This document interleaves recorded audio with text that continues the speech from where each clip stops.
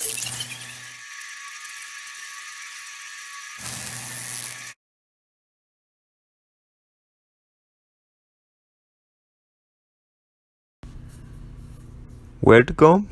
to the second part of a boo.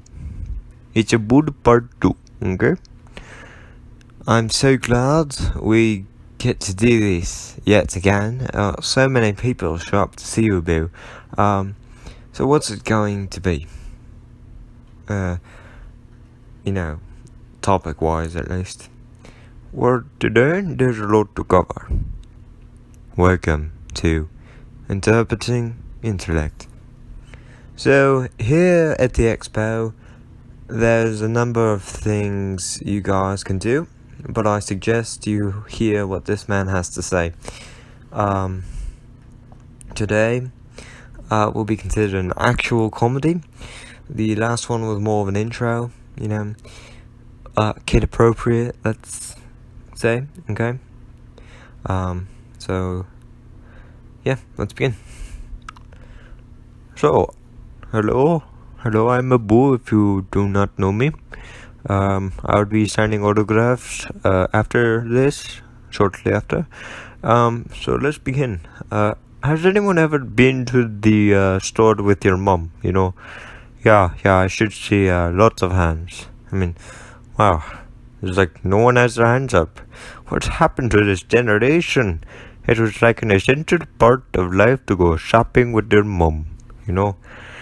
Well, if you're young enough, you hold your mom's hand. If you're old enough, you drive. Oh, I hated it. Well, let's begin.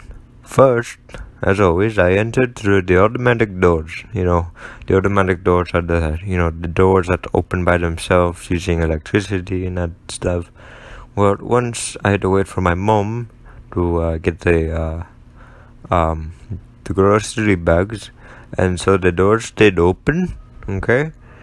And while I was waiting for my mom, an old lady came to the door and thought I was holding the door for her.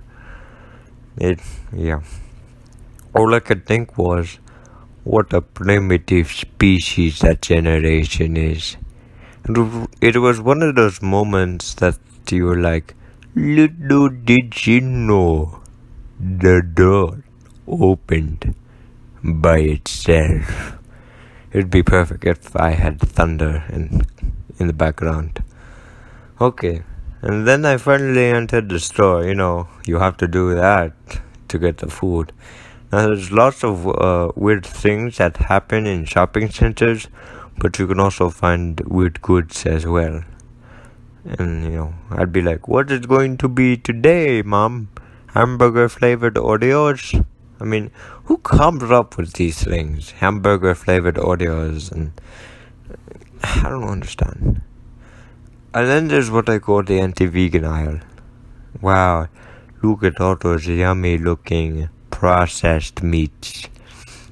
I like to say that when I see a vegan around or that I know, But I don't think I've ever heard a vegan say, dang, this green stuff is good. I mean, come on, what's better than crispy brown bacon? Leafy greens? No. Bacon is like the worst thing in the world, but it's the best thing in the world. Bacon tries to make itself look bad. I mean, it goes from a full-size Harry Potter book to the size of a third-place ribbon, or even a participation ribbon. It's up to you. You be the judge. And then there's the free samples. Yeah, never gets old.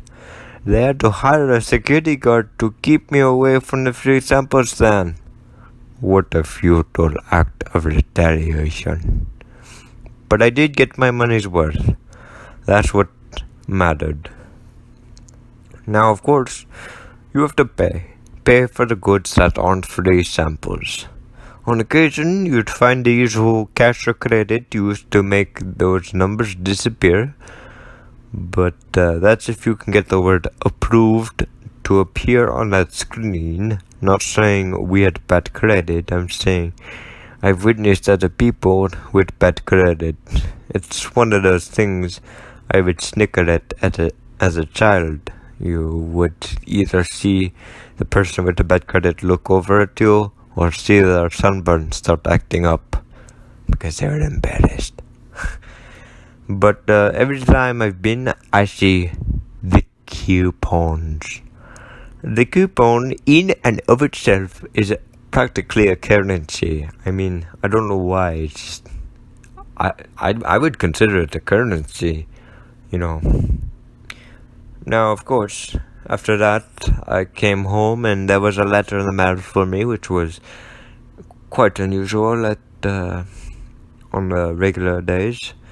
When I finally had time to get to it, I found out that I had dinner with a celebrity that I had applied for, but that was 6 months ago, and so I had totally forgotten about this. And by the way, the celebrity, you probably won't know them. They're not like famous. They're kind of like me, a boo, not that famous, just kind of a well-rounded, very nice man. That's how I'd put it, yeah? Well, I had actually won something. It was like a 1 in a million chance. I mean, I was so surprised. 1 in a million. Wow. And so I got all dressed up to meet with the guy, and I asked him, how did I win this thing? Now, he had such a confidence in his reply. And he said, it's true that I did read all the letters, and yours inspired me. It read, I am hungry. Can I have lunch with you? Yeah, I was only in like 2nd or 3rd grade, something like that. So, of course it was dinner, not lunch, but I was hungry, so I guess it still worked out. That's when I asked what my competition was like. He told me it was you and another kid who wrote in another language.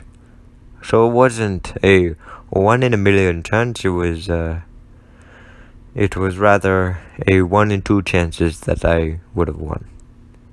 A 50%, if you must put it that way. But the fruit preceding that conversation was good. So, thanks for watching here on Interpreting Intellect. I hope you enjoyed the expo. And that is all for the boo. Thank you.